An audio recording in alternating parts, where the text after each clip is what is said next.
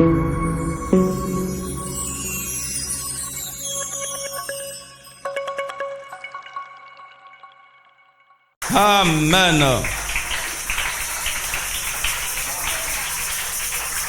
Nous allons prendre l'écriture. La nouvelle naissance. C'est la nourriture de ce matin. La nouvelle naissance. Nous allons prendre Jean 3, de 1 à 10.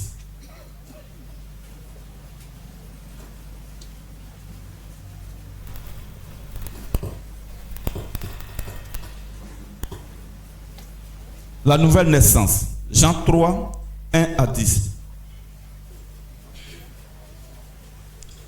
Mais il y eut un homme d'entre les pharisiens, nommé Nicodème, un chef des Juifs, qui vint lui auprès de Jésus de nuit et lui dit: Rabbi, nous savons que tu es un docteur venu de Dieu, car personne ne peut faire ces miracles que tu fais si Dieu n'est pas avec lui.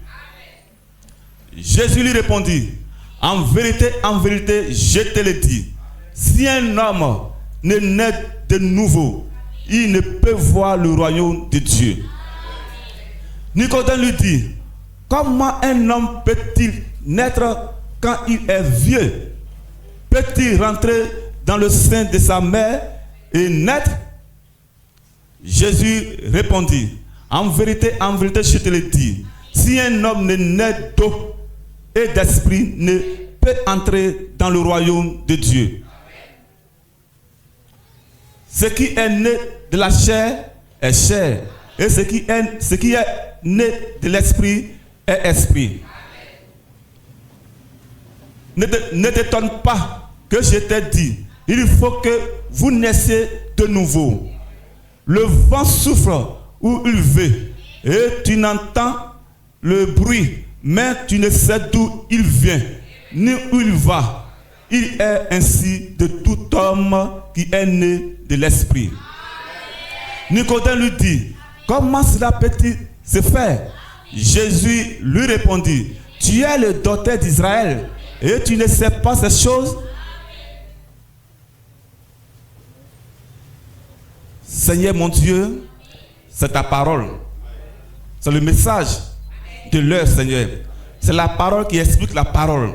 C'est pour cela que ce matin je me tiens là, que l'on n'entend pas ma voix ni mon image, mais que le Christ vienne se manifester puissamment, afin que cette parole trouve un cœur fertile ce matin, dans le nom de Jésus que j'ai prié. Amen. Si vos mains sont libres, on acclame le Seigneur très très fort.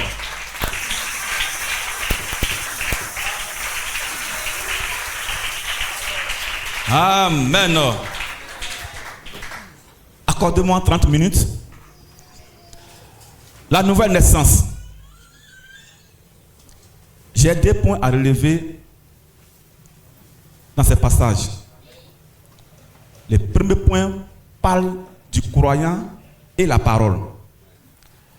Le deuxième point est semblable à la vie des nègres. Ce n'est pas parce que nous parlons en langue que nous sommes nés de nouveau. Ce n'est pas parce que quelqu'un fait des miracles qu'il est né de nouveau. Ce n'est pas parce que nous prêchons la parole que nous sommes nés de nouveau. Ce n'est pas parce que nous appartenons à un groupe religieux, à une communauté plus grande, populaire, que nous sommes nés de nouveau. Non. La nouvelle naissance part d'un point A à un point B. Aussi longtemps que vous n'avez pas encore croisé la parole, vous êtes un croyant. Vous croyez à une église, parce que vous avez croisé une église. Vous croyez à un pasteur, à un bishop, à un prophète quelconque, à un apôtre quelconque, qui que ce soit, en un mot, un homme de Dieu, ou un prêtre. Mais tant que vous n'avez pas encore croisé la parole, vous êtes toujours un croyant charnel. C'est pour cela, lorsque dans les églises, les gens lisent la parole, ils lisent la parole charnellement et ils donnent des explications intellectuelles. Les explications intellectuelles. Parce que la parole est lue charnellement. C'est pour ça qu'on les voit aujourd'hui. Ils baptisent dans le nom de Père, Fils, Saint-Esprit. Ça, c'est l'esprit charnel. Parce que c'est charnel, tu lis, tu ne comprends pas. Mais lorsque tu vas croiser la parole parlée et que la parole parlée va te donner la signification, l'interprétation de ta parole, tu vas revenir pour dire, attention, c'est dans le nom de Jésus que tout le monde doit être baptisé. Mais tant que tu ne t'es pas croisé, fais la connaissance de la parole, tu seras toujours un croyant charnel. Vous les voyez aujourd'hui, ils savent parler le français. Ils ont des diplômes très élevés. Ils sortent de l'école de théologie. Ils savent s'habiller. Ils savent se comporter. Ils brillent comme de l'or. Mais à ce qui concerne la parole, ils n'ont pas la parole. Ils ont une connaissance intellectuelle. Nous allons prendre un verset. Lisons Daniel. Daniel 9, 20 à 23. Pour que la parole explique la parole. Daniel 9, 20 à 23. Je parlais encore, je priais, je confessais mon péché et le péché de mon peuple d'Israël. Et je présentais mes supplications à l'Éternel, mon Dieu, en faveur de la sainte montagne de mon Dieu. Je parlais encore dans ma prière quand l'homme Gabriel, que j'avais vu précédemment dans une vision, s'approchait de moi d'un vol rapide au moment de l'offrande du soir. Il m'instruisit et s'entretint avec moi. Il me dit, Daniel, je suis venu maintenant pour t'ouvrir ton intelligence. Lorsque tu as commencé à prier, la parole est sortie. Et je viens pour t'annoncer, car tu es un bien-aimé, sois attentif à la parole, comprendre la vision. Les Juifs, aussi longtemps qu'ils étaient encadrés par la loi de Moïse, par l'enseignement de Moïse, ils étaient toujours des croyants. Mais pour comprendre la parole, il faut que la parole de ton temps, de ton âge, vienne t'expliquer ce qui est écrit dans ce livre qu'on appelle la Bible. Daniel est un homme pieux, un homme sage d'Israël, qui a commencé à prier, à jeûner pour son peuple. Dieu sait que cet homme-là, il ne comprend pas encore l'écriture. Mais pour comprendre l'écriture, il faut que la parole sorte, que la parole va vers lui pour lui donner l'explication, les 70 semaines de Daniel, de Jérémie. Sans la visitation, sans l'ange Gabriel, pour apporter la parole, Daniel ne pouvait jamais comprendre les 70 semaines que le prophète Jérémie a prophétisé. Regardez un peu Nicodème, un docteur de la loi. C'est les gens qui sont instruits dans la loi de Moïse. Un enseignant, un grand. Pourquoi il vient vers Jésus? Il vient vers Jésus pourquoi? Parce que l'enseignement de Jésus est différent de ce qu'ils enseignent dans les synagogues chaque jour. C'est nous, on va sur le terrain. Il y a des pécheurs, comme on dit sur le terrain d'évangélisation, les gens sont troublés. Ils ne savent pas ce que ça veut dire. Parce que tout simplement, ils n'ont pas encore croisé le message, la parole parlée de leur âge. La parole parlée de leur temps. Tant que vous ne croyez pas ça, vous allez expliquer la Bible avec une connaissance intellectuelle. Et pas avec la révélation. C'est pour ça que Nicodème ne peut pas comprendre les langages. L'ange a dit à Daniel, je viens ouvrir ton intelligence pour donner un esprit supérieur, la connaissance supérieure, pour comprendre les Écritures, pour donner l'explication de l'Écriture. Et l'homme aujourd'hui refuse la parole parlée, pour se confier à la théologie, pour avoir des diplômes, pour pouvoir expliquer la parole d'une manière avec la connaissance intellectuelle, parce qu'ils ont des diplômes, des doctorats. Mais avec ça, vous êtes toujours Chanel. Vous croyez toujours à une église. Vous croyez toujours à un pasteur. Mais vous ne croyez pas encore à la parole. Lorsque quand tu crois à la parole, j'ai dit tout de suite que ça ressemble à la vie de l'aigle. À la vie de l'aigle. Nous sommes les aiglons. Je n'ai jamais vu un aigle affamé dans la forêt. Comme les lions, souvent, ça ne va pas, ils sont devenus vieux, ils sont affamés, voilà, ils sont là, les autres animaux viennent les tuer, puis les manger. Non, c'est difficile pour un aigle. Parce qu'un aigle naît de nouveau. Il change de température. L'aigle a une durée de 70 ans sur la terre. L'aigle a une durée de vie de 70 ans. Aux environs, après 40 ans, l'aigle est en face d'un destin. Soit il meurt, soit il subit un changement douloureux. Parce que ses griffes ne sont plus tranchantes, ne sont plus chassées. Son bec n'est plus pointu, c'est courbé maintenant. Tous ses plumes sont vieillissants. Les ailes. Donc l'aigle a deux options. Soit il meurt, soit il subit une transformation, un changement douloureux. Mais qu'est-ce qu'il fait? L'aigle monte sur la montagne. Il monte sur la montagne. Nous, on vit un peu dans la montagne.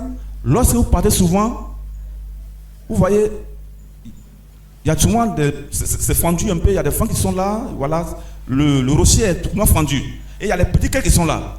L'aigle s'en va, il va et il accroche son bec à ça. Et il accroche comme ça, et il met ses deux pattes là. Il est accroché pendant 5 mois, 150 jours. Il ne mange pas, il ne boit pas, il ne fait rien. L'aigle est là, durant 150 jours. Son ancien bec tombe et nouveau pousse. L'ancien bec tombe et nouveau pousse. Lorsque le nouveau bec pousse, il prend ça et puis il commence à arracher ses griffes. Ses griffes qui ne peuvent plus chasser, qui ne sont plus tranchantes. Il commence à arracher ça. Il commence à arracher ça. Et il arrache tous ses griffes. Et une nouvelle pousse encore. Nouvelle pousse encore. Il reste toujours là. Et il commence à se déprimer lui seul. Il se déprime. Il se déprime. Il se déprime. Et il reste comme il est venu au monde. Et après, il commence à prendre forme. Ça commence à pousser encore. Les plumes commencent à venir. Et après, l'aigle, il fait quoi? Il passe la vieillesse de l'état de croyant à l'état parole, à la nouvelle naissance. Alors les 30 ans qui sont restés, l'aigle devient encore plus jeune, comme il avait encore 10 ans de sa naissance. C'est ça la vie du croyant. Vous êtes des croyants dans les dénominations, dans vos différentes églises, même dans le monde. Lorsque vous êtes venu, le pasteur dénominationnel vous a pas dit qu'une femme ne porte pas pantalon. Il ne vous a pas expliqué que la femme ne doit pas porter bout d'oreille. Il ne vous a pas dit que les rouges sont les peintures pour le mur. Il ne vous a pas expliqué quelle est la signification d'être les faux visages, faux style, faux ongles, faux cheveux. Tout cela vous rester comme ça. Mais lorsque vous croisez la parole parlée, que la parole parlée vous explique la parole, alors vous montez sur la montagne pour vous déplumer. Restez vos vieilles vies. Votre pantalon de côté. Votre comportement de côté. Votre vie de votre sexuelle de côté. Avant tu trompais ta femme, tu étais croyant. Mais lorsque tu crois la parole parlée, tu dis non. La parole dit ici là, on ne trompe pas sa femme. La femme ici là, on ne trompe pas son mari. Ici là, il n'y a pas de divorce. La mort nous sépare. Ici la femme ne porte pas pantalon. Ici là, garçon ne filme pas. On ne boit pas. On ne fréquente pas les maquis. On ne va pas dans les bois de nuit. Parce que tu as croisé la parole. C'est la nouvelle naissance. Mais aussi longtemps que vous restez dans vos coins. Non, Jésus ou rien. Bien aimé, vous allez vivre chanellement jusqu'à la fin de votre vie. Parce qu'il a dit à Nicodème, si tu n'es pas né d'eau d'esprit, tu ne rentreras pas. Tu ne rentreras pas. Même étant assis ce matin ici, si vous refusez de monter sur la montagne, parce que c'est difficile, 150 jours, les fait là, ils ne mangent pas, ils ne boivent pas. 150 jours. Si vous refusez de passer d'un point A à un point B, d'abandonner votre vieille vie, votre vie de mensonges, de critiques, cette bouche que tu as dit, tu n'es pas donné pour critiquer dedans. Il ne t'a pas donné la bouche pour insulter les gens dedans, pour parler mal aux gens, pour mentir, pour escroquer, pour te faire passer une autre personne que tu n'es pas. Tes pieds là, Dieu ne t'a pas donné pour courir dans les petites filles. Pour aller voler, pour marcher dessus, pour aller voler, non. Mais il t'a donné pour marcher, pour aller adorer à Jérusalem. La nouvelle Jérusalem, c'est la différence de l'ancienne Jérusalem. C'est ce que la Bible nous enseigne. C'est l'image de l'aigle. Nous voulons voir les ailes. Alléluia. Aujourd'hui, Dieu nous a donné une beauté extraordinaire. Mais cette beauté-là, on met ça au service du monde. Parce que nous sommes belles, nous sommes beaux. Vous savez, je remercie tout le serviteur de Dieu. Nous, les jeunes de maintenant, nous connaissons notre habillement. Décalé coupé. C'est comme ça qu'on s'habillait avant. Je dis toujours à mes collègues au travail, il dit personne ne peut me convaincre de la rue. J'ai fait la rue. Je connais. J'ai fait la rue, je connais. Tu ne peux rien me dire, tu peux rien m'apprendre là-bas. C'est que tu vis là, je connais, je sais. Ce n'est pas une bonne vie. On dit non, si tu es fâché, va prendre un peu de bière, ça va passer. Non, non, non. La bière ne fait pas passer le problème. Ça couvre le problème. Le sang des animaux couvre le péché. Mais il faut le sang de Jésus-Christ pour ôter le péché. C'est ça. Ne refusez pas de monter à la montagne. Vous venez là chaque jour. C'est le souhait de Dieu. Mais ce qu'il souhaite encore plus pour vous, c'est pour passer d'un point A à un point B. Mais notre habillement, tout ça compte. Allez-y les voir. Ils habillent. D'autres vont qu'ils sont à l'église. En ministre, ils sont à l'église. La femme à la chair. Parce qu'elle n'a pas commencé la parole. Mais l'école de théologie ne peut pas leur dire que la femme ne prêche pas. Lorsque nous qui sommes dans le monde, nous sommes aveugles. On vient vers l'homme de Dieu qui voit déjà, qui nous donne aussi de voir. Il a dit à l'apôtre Paul, je t'envoie vers les nations pour les faire passer de la prison des ténèbres à la lumière, pour ouvrir les yeux. Quand on quitte dans le monde, on vient avec tout ce qu'on a.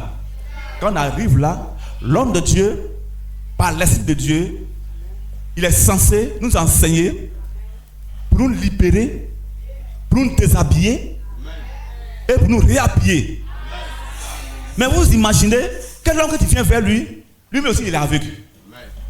Or Jésus a dit quoi? Lorsqu'un aveugle monte dans l'engin d'un aveugle, vous vous retrouvez dans les ravins. Ils quittent au monde, ils viennent. Ils viennent chercher quoi? Le salut, la vérité. Mais quand lorsqu'il arrive là, ce qu'ils ont laissé là-bas, ils retrouvent ça ici encore. Donc, automatiquement, le gars ne peut pas changer. Voilà pourquoi souvent on dit aux gens, tu vas à l'église, on te connaît ici là, on a la même chose là. Pourquoi on dit la même chose? Parce qu'il n'y a pas de changement. Il n'y a pas de changement. Tu es chrétienne, tu portes mèche orange blanc vert. La prostituée porte ça aussi. Tu as les faux ongles, elle porte ça.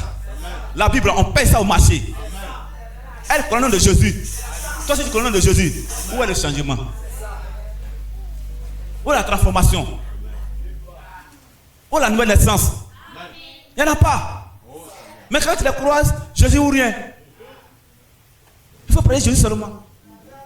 On me posait la question la fois passée sur le terrain, lorsqu'on a touché le problème du ministère de la femme. La jeune dame m'a posé une question, elle dit, je vais te poser une question. Je dis, d'accord, je t'écoute. Elle dit, supposons que tu es une femme. Je dis, oui. Que Dieu, la voix t'appelle, Dieu t'appelle à faire son œuvre. Il dit, mais c'est vu comment? À devenir pasteur pour apporter sa parole. Et que la Bible dit qu'il ne faut pas que la femme va prêcher. C'est qui tu vas écouter? Les réagissants. J'ai dit, ma soeur, il dit oui. Dieu n'est pas au-dessus de sa parole. N'est pas au-dessous de sa parole. Dieu est sa parole. Et il est le premier être à obéir à sa parole. Lorsque je suis femme, que la Bible m'enseigne que la femme ne doit pas prêcher, qu'une voix, que ce soit n'importe quelle voix, ou Saint-Esprit qui me dit, je suis femme, va prêcher, non. L'apôtre Paul dit dans Galates 1, 6 à 9, si un ange descend du ciel et vous prêchez autre chose que ce que nous avons annoncé qu'il soit anathème. Si la voix qui me dit d'enseigner, de prêcher, or la Bible dit d'enfant ne pas prêcher, c'est que c'est une voix démoniaque. Lorsque Élie était dans le caverne là-bas, il y a eu plusieurs voix qui sont passées, mais Dieu n'était pas là-dedans. Madame, cette voix qui vous a appelé là, c'est une voix démoniaque. Et donc si c'est ça, on ne va pas s'entendre. Bon, d'accord, on ne peut pas s'entendre. Parce que je prêche la parole. Et tu me dis de prêcher Jésus, de laisser la Bible. Mais Jésus, qui est Jésus? Qui est la Bible? C'est cette chose-là, nous disons chaque jour sur le terrain. C'est ça, souvent quand on va sur le terrain, c'est ça. Non, laissez la Bible, laissez tout cela. Il faut prêcher Jésus. Ça veut dire quoi? Ne parle pas des doctrines. Ne parle pas des doctrines. Mais prêche seulement Jésus est bon, voilà. Appelle les gens seulement à venir à l'église. Laissez toutes ces choses-là. Ça là, nous sommes dans un temps nouveau. Tout a changé. Il dit, mais est-ce que Dieu a changé?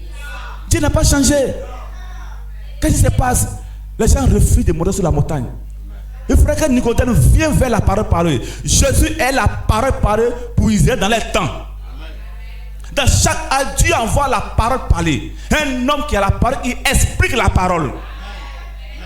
Lorsqu'un prophète vient dans un âge, il est la parole qui explique la parole. Parce qu'il a la lumière de Dieu. Sans ça, vous marchez dans l'aveuglement. Vous marchez, voilà, dans les ténèbres. Dans la convoitise. Chez nous, on dit que. C'est comme ça. Non, chez nous, nos pasteurs disent que. Nos pères disent que. Nos ceci dit que. Mais que dit la Bible? Non, il faut laisser la Bible, il faut prêcher seulement. De prêcher quoi? Je dis que prêcher qui? Jésus, c'est la Bible. Ce matin, je ne serai pas long. Mais avant de nous écouter, sachez une chose.